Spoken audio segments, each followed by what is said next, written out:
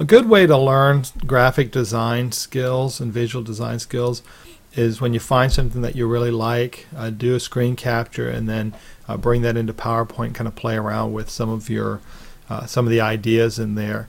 I'll show you an example of how this works with the recent image that I captured. So the other day I was reinstalling Skype and came across their welcome screen. I really liked the layout on the welcome screen, and I thought, this is a kind of a layout I could use in an e-learning course, so I captured it, and then we'll talk about ways to play around with this. So one of the things I like is I kind of like the open space.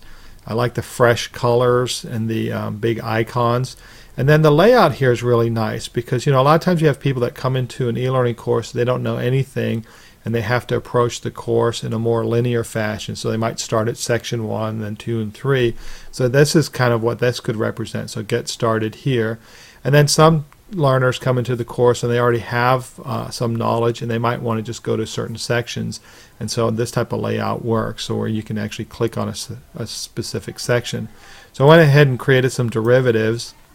So what you typically need when you're building an e-learning course is you kind of need like a master screen layout, the main course title layout, and then if you have sections you might need section screen or section title layouts, and then you're going to need all sorts of other types of layouts. So you might need a layout when you're using just text, and a layout where you're using some text and images, or a layout where you're going to insert video, and you might want some places where you have images and a little bit of white space, and some where you need a whole bunch of white space.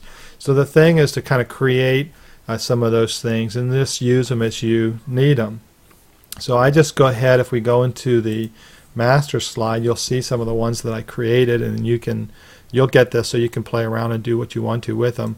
But here's the kind of the main course section, and so you can click around here and go to a certain section, or you can click here to get started. Here's another derivative of this, and this is really where these exercises come in handy.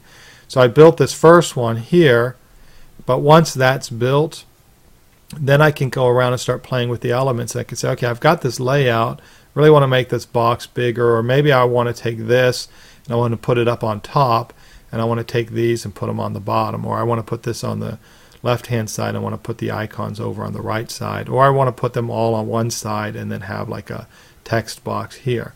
So once you build the elements, that's just a matter of playing around with them. Now when I'm working with the colors, I just design everything in the basic color scheme.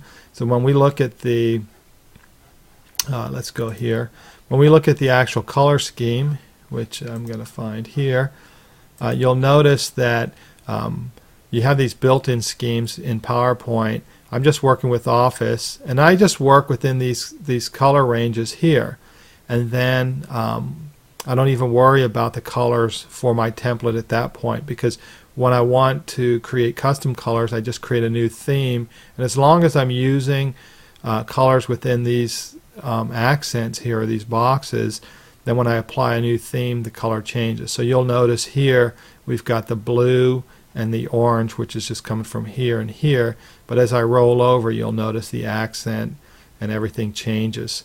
So as long as you build within the kind of default setting, you can go in and create a new color theme and then create whatever you want. So don't worry about the colors being exactly perfect when you're working on this. Just work within that default theme. So you can see here's the main one. It's kind of a main title slide. Here's one. It's a slightly different one where I said, okay, I'm going to put a big box there and move some icons up. And then I wanted to create a section. So the section, basically you're going to bring that icon over, so the ones that aren't are kind of at a sub level. You can move this text around if you want to. And then I'm also tying the icon in here. And then when I actually get into my content, you can see you've got a number of choices. So you can do something like this.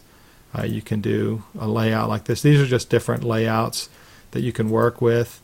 Here's one where it's more open and I've got the icons on the bottom, different navigation. And then here's one where I'm just using the orange and stuff. So you can see this derivative. So I started with that Skype look, and then I end up here, and this is kind of like a starting navigation. You got back and forth, and then here is just a backwards navigation. And then if you go into your home tab, anytime you want a new layout, you just choose one of those layouts and you're all done.